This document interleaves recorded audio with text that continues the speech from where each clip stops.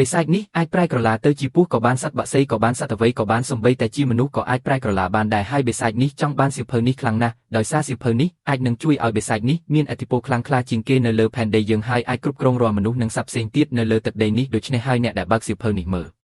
ត្រូវតែប្រើចំណេះដឹងនៅក្នុងសៀវភៅនេះឲ្យបានល្អដើម្បីកុំឲ្យបិសាចមកការ៉ានោះមកដណ្ដើមចំណេះដឹងនឹងសៀវភៅនេះបានឲ្យសោះអានមិនទាន់ចប់ស្រួលបួលផងបងស្រីរបស់ចរិតបានស្រែកមួយទំហឹងដែលបណ្ដាលឲ្យផ្អើលស្ទើរតែមួយផ្ទះតែម្ដងពួកគេក៏បាននាំគ្នារត់ទៅមើលពេលទៅមើលពួកគេក៏បានឃើញថាសក់របស់បងស្រីចរិតនឹងបានចងជាប់នឹងអាបង្គោលដែរ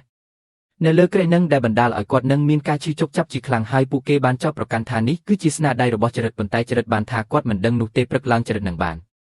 កាន់សៀវភៅនឹងយកមកសួរប្អូនប្រុសរបស់គាត់ព្រោះប្អូនប្រុសរបស់គាត់នឹងមានជំនាញខាងពូកែសិក្សាតែម្ដងប៉ុន្តែក្នុងកំឡុងពេលនោះចរិតនឹងបានដើរចេញពីខ្សែបង្គោលជុំវិញមួយដែលមានលក្ខណៈចម្លែកព័ទ្ធជុំវិញផ្ទះនោះស្រាប់តែមានសត្វតូចមួយនឹងបាននាំគ្នានិយាយឈឺពេលនោះទាំងអស់ប៉ុន្តែភ្លាមនោះពួកគេក៏បានដើរចូលទៅក្នុងផ្ទះវិញរីឯចរិតបានប្រទះឃើញថាដូចជាមានសត្វអ្វីកំពុងតែរត់បង្រក់ខ្លួនប៉ុន្តែបន្ទាប់ពីចរិតបានថយក្រោយចូលទៅក្នុងអាបន្ទាត់ខ្សែជុំវិញយ៉ាងមកស្រាប់តែសត្វនឹងលែងចូលមកបានដូច្នេះហើយចរិតក៏បានរត់ចូលទៅក្នុងផ្ទះដូចគ្នាចរិតបានដឹងថានៅក្នុងផ្ទះនេះគឺមានសត្វមួយដែលមានឈ្មោះថា Brownie នឹងកំពុងតែរស់នៅក្នុងផ្ទះនេះហើយខ្លួនក៏បានអានព័ត៌មានទូទៅតាក់ទងនឹងសត្វនេះដឹងថាសត្វនេះចូលចិត្តទឹកឃ្មុំដូច្នេះហើយខ្លួនក៏បានធ្វើនំឲ្យមានទឹកឃ្មុំដើម្បីបញ្ឆោតឲ្យសត្វនឹងបង្ហាញខ្លួនបន្ទាប់មកសត្វចម្លែកនោះក៏បានបង្ហាញខ្លួនចេញឲ្យចរិតឃើញហើយវាបាននិយាយថាវាចង់ឲ្យអ្នកណាឃើញគឺអ្នកនោះនឹងឃើញបានន័យថាបើចង់ឲ្យចរិតឃើញគឺចរិតនឹងឃើញអញ្ចឹងសត្វនឹងក៏បានខឹងនឹងការបើកសៀវភៅរបស់ចរិតដែលបណ្ដាលឲ្យខ្លួននឹងប្រែក្លាយទៅជាសត្វដែលគួរឲ្យខ្លាច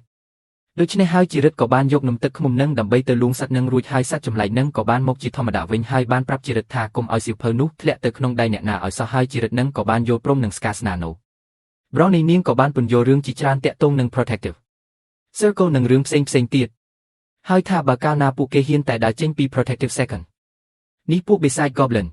សូមចូលទៅមើលរឿងពេញនៅក្នុង YouTube Khmer Movie Insight ដើម្បីបញ្ចប់រឿងតាមលេខខាងក្រោមហើយកុំភ្លេចចុច Subscribe ដើម្បីទទួលបានរឿងថ្មីអរគុណ